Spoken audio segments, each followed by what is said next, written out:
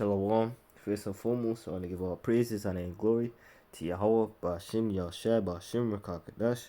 I want to give double honors to the elders and the apostles of Great Millstone who were well and teach all with sound doctrine. And peace and blessings to the elect. Now, this was kind of just on my mind.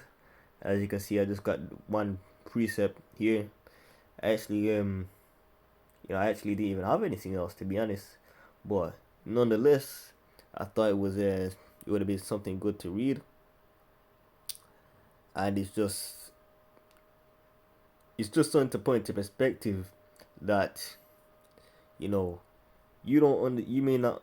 understand the extent to which you may help somebody, when you're charitable towards them, because of course, us being in this truth, we're set a standard. We can't act like someone who's commits wickedness in the world, and even people in the world, show charity. So how much more for us? We're supposed to be living righteously and whatnot. So we have to be charitable.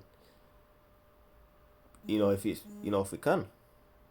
And the reason why I say if you can is because charity is not only money. Charity can be things like hospitality and just showing love, if I'm not mistaken.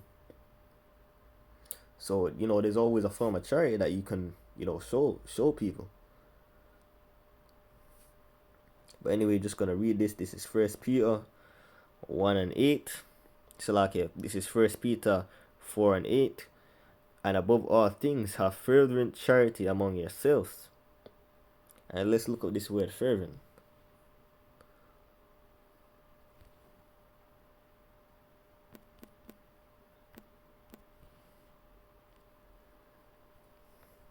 Fervent. Passionate.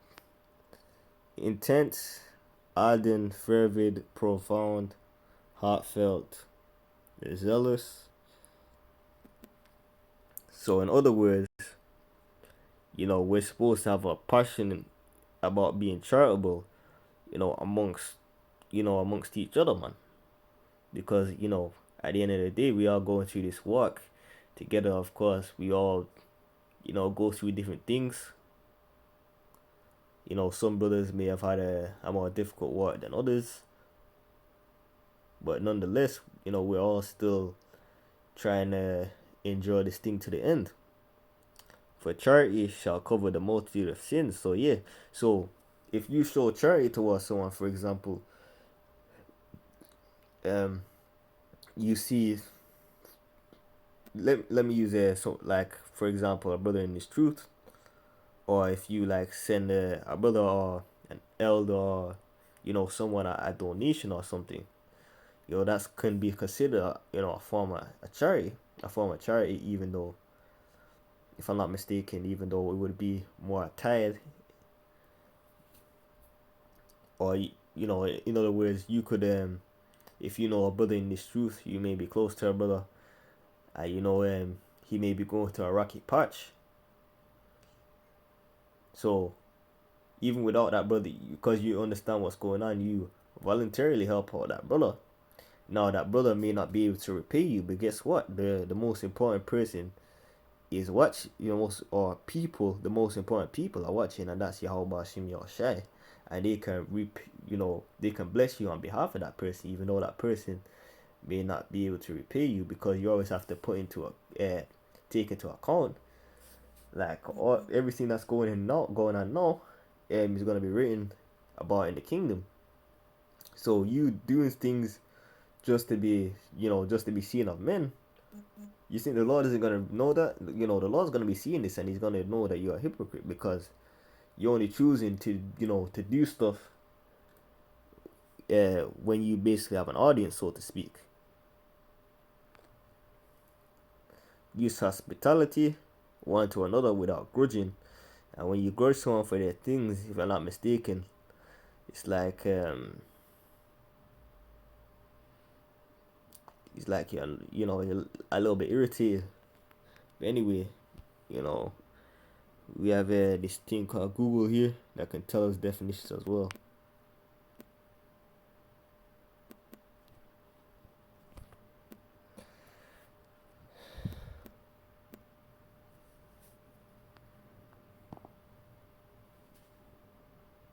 Yeah.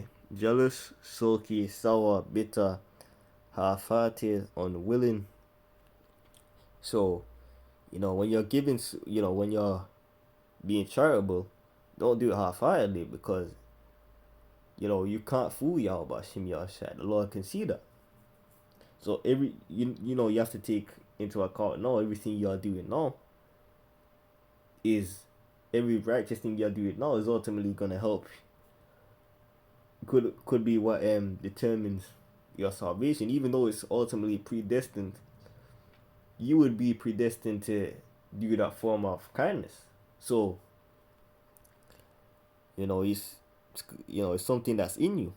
Because even before this truth, I always had that charitable spirit in me.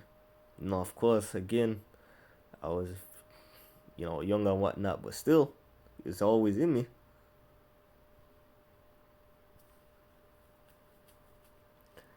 Um, as a man, so like as every man has received the gift, even so the minister the same one to another, as good stewards of the manifold grace of the Most High. If any man speak, let him speak of the oracles of the Most High. And the prophets would be the oracles of the Lord, because let me just Google a definition of oracle and then make a point. Oracle.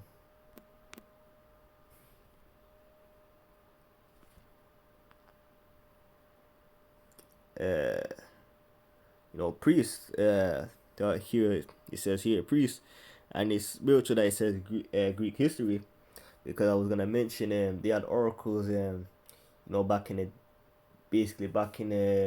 like the Spartan Empire, and I believe it was before the first battle they had against the Persians. I believe it was Leonidas that went and basically asked the oracles for guidance. So the prophets, even from that description alone, the prophets would be considered oracles, man. If any man minister, let him do it as